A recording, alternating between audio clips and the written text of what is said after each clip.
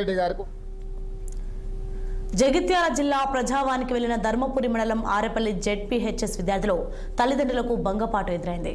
ఏకంగా జిల్లా కలెక్టర్ వారి ఫిర్యాదును తిరస్కరించారు. దీంతో కలెక్టర్ ఎదుట ఆందోళన చేపట్టారు.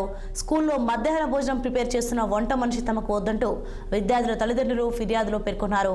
అట్టి ఫిర్యాదు కాపీని కలెక్టర్ సత్యప్రసాద్ తీసుకోకపోవడంతో విద్యార్థులు తల్లిదండ్రులు రోడ్డుపై బైఠాయించారు. తమ స్కూల్లో వంట మనిషిని మార్చాలని నినాదాలు చేశారు. నాణ్యమైన భోజనం మెనూ పాటించని వంట మనిషిని ట్రాన్స్ఫర్ చేయాలని డిమాండ్ చేశారు.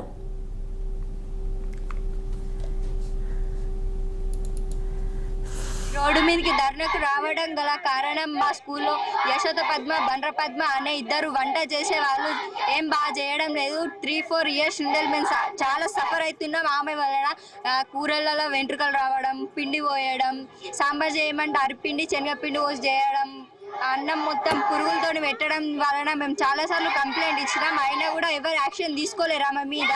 ఇప్పుడు మాకు ఏదైనా ఒక సొల్యూషన్ కావాలని సార్ దగ్గరకు వచ్చాం.